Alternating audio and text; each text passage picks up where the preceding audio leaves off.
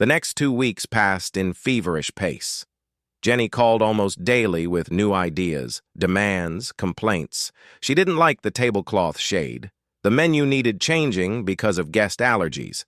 There were problems with the musicians. One day she called particularly irritated. Eunice, did you find the right outfit? I ordered a dress.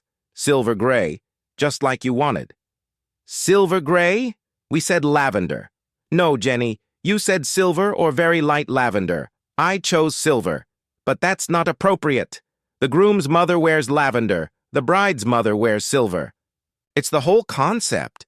You didn't mention that before, I remarked, irritation rising. The dress is already paid for. Return it, Jenny said. Buy the lavender one. You can find something suitable in 2 weeks. I took a deep breath, counting to 10. Jenny, I've already spent considerable money on this dress. I'm not returning it. What do you mean you won't? Her voice rose. Do you want to ruin the composition? The pictures will look terrible. I'm sure no one will notice that detail, I said calmly. I will notice. There was a sound like Jenny hitting something. Eunice, if you really want to support Gavin, you'll do as I ask. I closed my eyes. This was it, the manipulation Keith warned about. Jenny was using my son as leverage. Okay, I gave in. I'll see what I can do. Great. Jenny's tone instantly sweetened.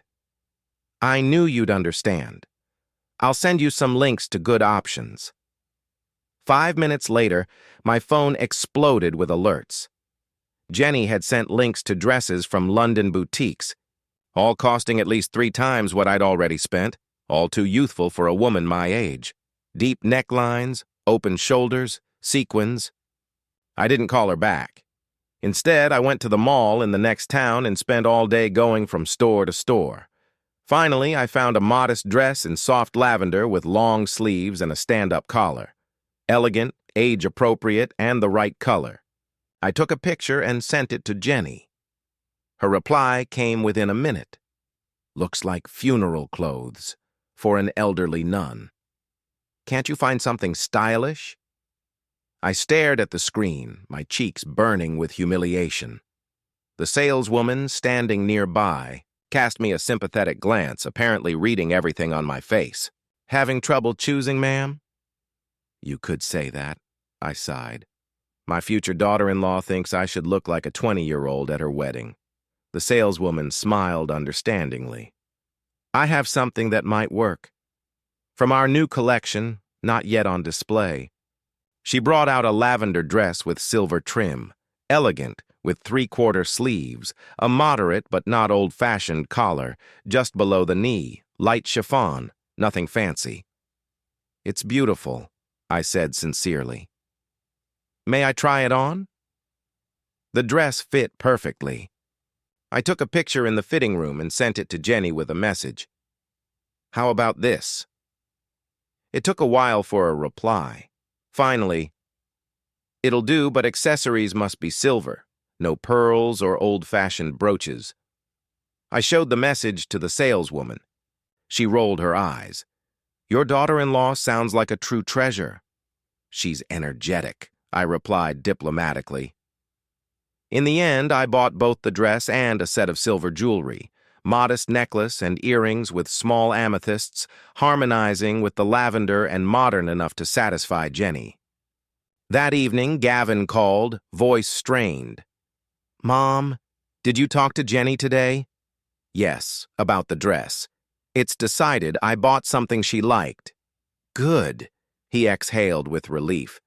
She's been freaking out about it all day. You know, the wedding's in 3 weeks. Everyone's nerves are on edge. I understand, I said softly. Look, Mom. He paused. I know Jenny can be demanding, but she just has her own vision. She wants everything perfect. Of course. And also, he hesitated again. We were thinking, maybe you shouldn't come to the rehearsal the night before. It'll be very hectic, and it's hard for you with your knees to stand for long periods. Just come straight to the ceremony, okay? I felt my heart squeeze. Another part of the wedding I was being excluded from. Whatever you say, Gavin. My voice sounded steady, though inside I seethed with resentment. "Thank you, Mom. You're the best." He was obviously glad the conversation went without conflict. "I'll send you a cab on the wedding day." After the call, I sat in the chair for a long time, staring out the window as darkness fell. My reflection in the glass became more distinct, a gray-haired woman with tired eyes. When did I turn into someone my own son is embarrassed by? A week before the wedding, Jenny organized a bachelorette party. I wasn't invited, of course. I found out by accident when I called Gavin, and he said he was busy with friends at the pub because the girls took over the house for their party. I felt particularly lonely that night. I dialed Keith's number. "Grandma," he said cheerfully. "I was just about to call you. How are you?" "Fine." I tried to smile, though he couldn't see it. "How's school?" "Okay. Listen, I was wondering, are you coming to the wedding rehearsal?" "No," I answered. Gavin said it would be hectic and I should come straight to the ceremony. Pause. "Oh." Keith's voice turned cold. "And you said yes?" What was I supposed to do? "Tell him you're the mother of the groom and you have the right to attend the rehearsal. For the wedding you're paying for," Keith exclaimed. "Grandma, they're just using you. They want your money but don't want you." His words hurt, even though I knew they were true. "Keith, I don't want to cause trouble before the wedding. Just let it go." "It's not right," he said stubbornly. "I'll talk to Dad." "No," I almost shouted. "Please don't get involved. It'll only make things worse if you make a scandal." He reluctantly agreed, but I could feel his resentment through the phone. The night before the wedding, I hardly slept. My thoughts revolved around the next day. How would I be greeted? Where would I sit? Would I spend the entire evening with strangers? Would Gavin even notice my presence except for formal photos? I took a long time getting ready in the morning, carefully styling my hair, applying light makeup. I put on the new lavender dress, the silver jewelry. Looking in the mirror, I was surprised to note I looked good, elegant, dignified. At the appointed time, the cab arrived. I checked the wedding gift one last time, an envelope with a substantial check tied with silver ribbon, and left the house. The drive to Hilltop Manor seemed shorter than before, or maybe I was just lost in thought. When I got out of the cab, I saw guests already gathering on the terrace. The weather was beautiful, sunny but not hot, a light breeze ruffling leaves. I headed toward the entrance, heart pounding. A day lay ahead that could be the beginning of a new relationship with my son and his wife, or final confirmation that I was nothing more than an ATM machine with gray hair to them. Against Gavin's advice not to arrive early, I decided to go to Hilltop Manor 2 hours before the ceremony officially began. Not out of stubbornness. I just wanted to help, to be useful, to feel part of this important day. I booked a cab for 9 in the morning, even though guests weren't expected until 11. As the driver loaded my small purse into the trunk, I looked back at my house. Somehow it felt like I was going away for a long time, even though I planned to return that evening. A strange premonition pricked my heart, but I brushed it away. "Beautiful day for a wedding," the driver remarked as we pulled onto the road. "Yes, the weather is perfect," I agreed, smoothing the folds of my lavender dress. "Are you the mother of the bride?" "The groom," I corrected. "Oh, you must be very excited. Sons are special to mothers." I just nodded, not wanting to delve into complexities. Hilltop Manor was already bustling when we arrived. Delivery vans in the driveway, workers installing additional lighting, florists carrying baskets of flowers. I paid the cabbie and headed toward the main entrance, feeling awkward. Maybe Gavin was right. Maybe I shouldn't have arrived so early. In the lobby, I encountered Miss Potter, looking both collected and slightly anxious. When she saw me, her eyebrows rose in surprise. "Mrs. Grimshaw, you're very early. The ceremony isn't until 11:30. "I know," I smiled. "I thought I might be able to help. It is my son's wedding, after all." Miss Potter glanced at her watch. That's very kind, but we have everything under control. Guests start arriving in 2 hours. Perhaps you'd like to rest in the library?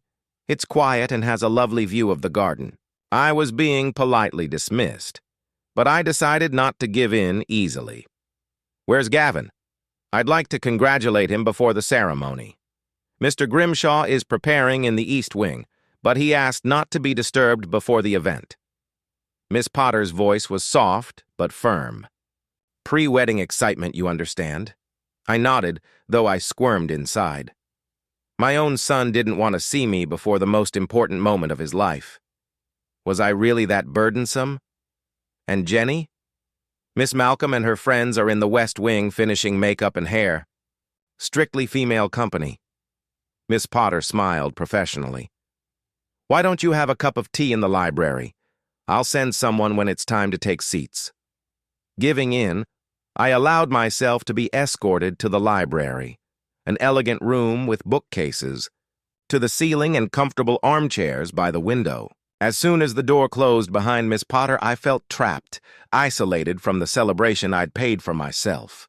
20 minutes later, a young waitress brought tea and cookies. I thanked her and asked how preparations were going.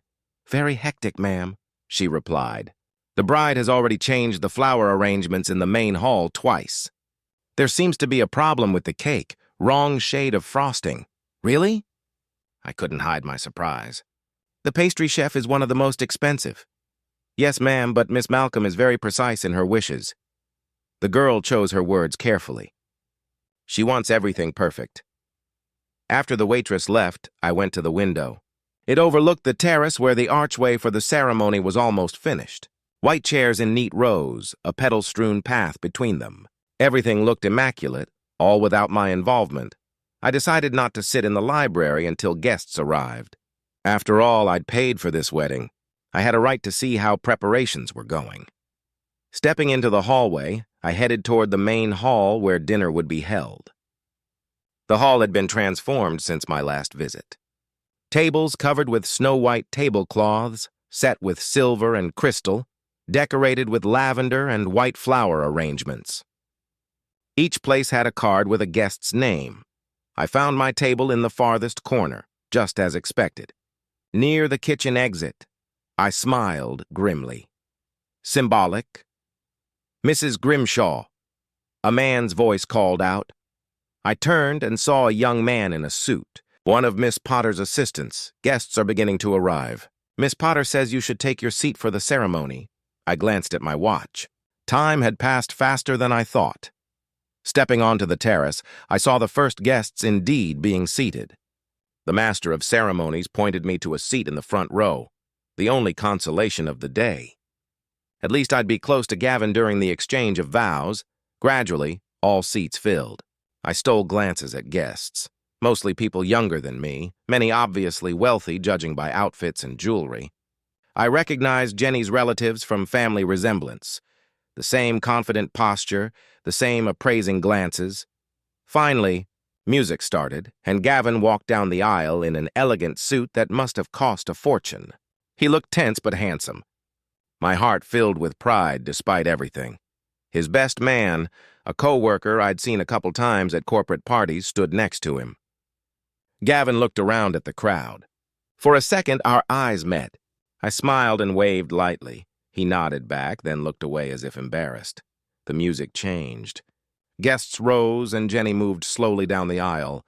I had to admit she looked stunning. Her ivory gown embroidered with crystals was perfectly fitted, the train trailing behind like a sparkling brook. Her face shone with triumph. She'd gotten everything she wanted. The ceremony was flawless. Exchange of vows, exchange of rings, first kiss as husband and wife, all exactly as scripted. I furtively wiped away a tear as Gavin recited his vows. Despite everything, I was happy for him. Or wanted to be happy. After the ceremony, guests moved to the garden for cocktails. I stayed to the side, watching Gavin and Jenny accept congratulations. A few people approached me, introduced themselves, made polite small talk, then stepped away. I felt like a stranger at this celebration. Suddenly, someone called out. I turned around. Keith was hurrying toward me through the crowd. My grandson looked grown up in an austere suit, hair slicked back. "Grandma!" He hugged me tightly. Finally found you. How are you? I'm fine, honey. I held him for a moment. You're very handsome today, and you look stunning. He pulled away, looking me over. That dress really suits you. Thank you, I smiled. Jenny picked it out. Keith grinned. Of course she did. Listen, have you been introduced to her relatives? They're sitting in a group by the fountain like royalty.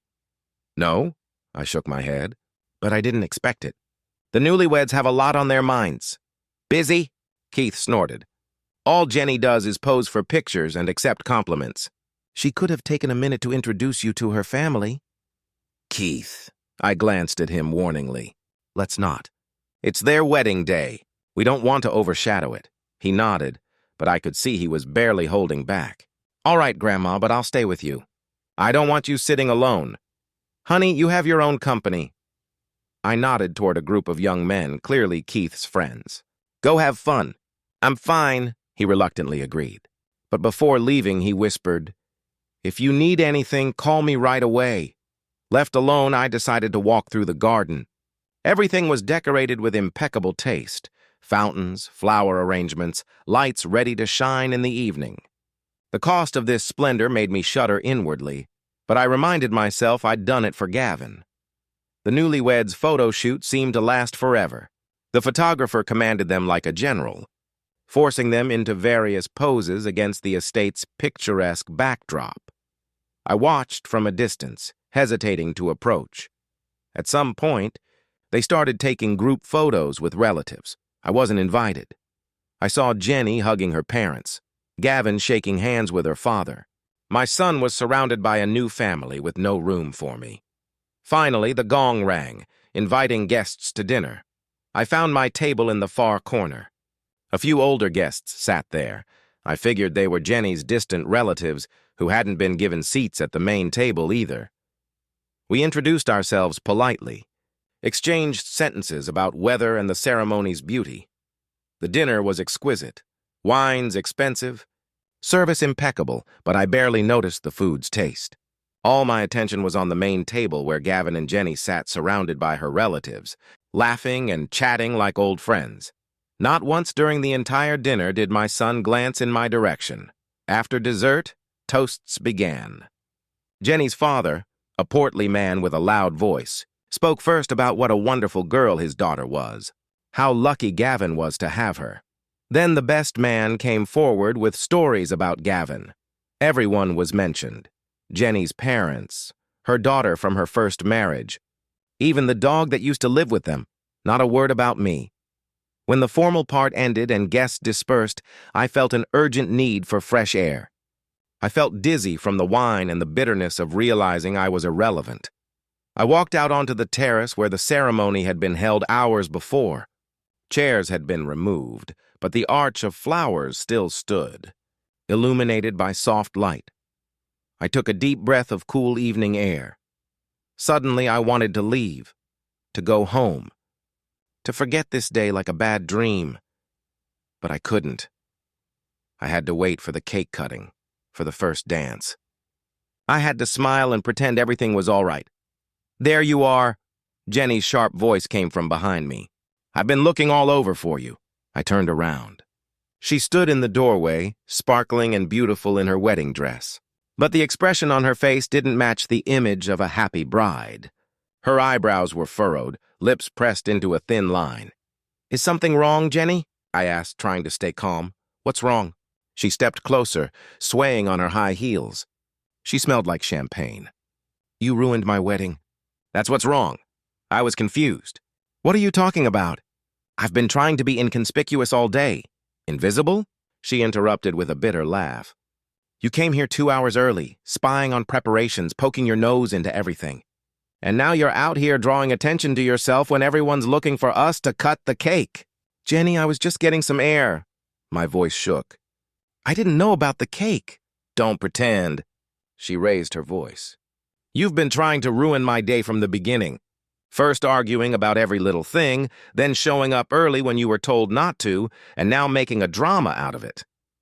I stared at her, stunned. What had happened to that sweet smile she'd given guests just minutes ago? A completely different woman stood before me, Angry, aggressive, drunk. Jenny, calm down.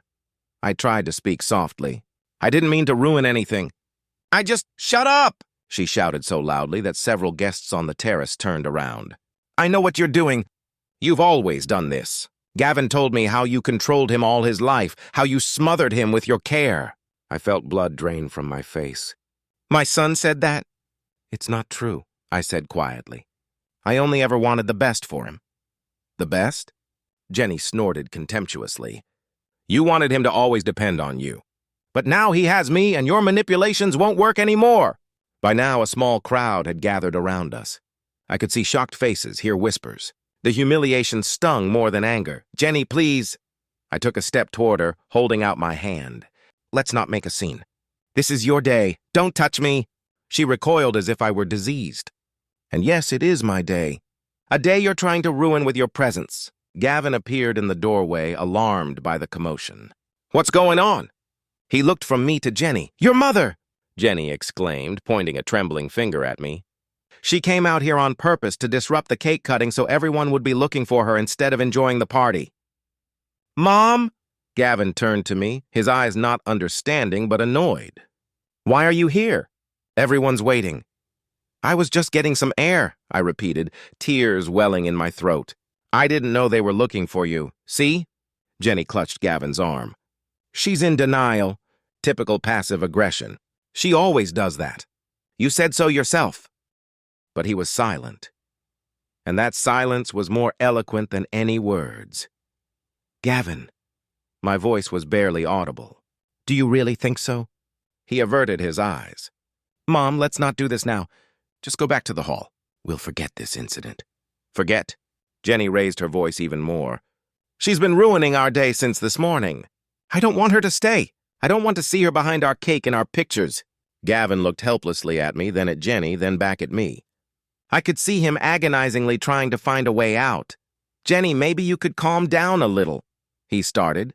No! She stomped her foot like a cranky child. I will not calm down. I want her gone. Now! You're not welcome. Go away. She literally shouted the last words in my face. Silence. The guests froze. Not knowing where to look, I looked at my son, expecting him to stand up for me, to say his mother could not be an unwanted guest at his wedding, but he remained silent, eyes downcast. Gavin? My voice trembled.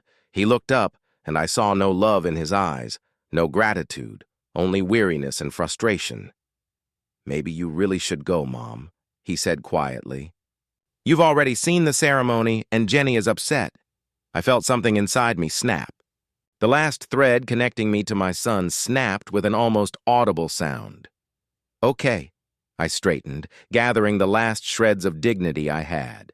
I'll leave. Congratulations to both of you. I walked slowly toward the exit, feeling the stares of shocked guests. No one stopped me. No one said a word, only Keith, who appeared in the doorway, tried to approach, but I shook my head. I didn't want him to fight with his father over me. In the check room, I took my purse and shawl. The doorman hailed me a cab, avoiding eye contact. Apparently, news of the scandal had spread instantly. While I waited for the car, Miss Potter approached me.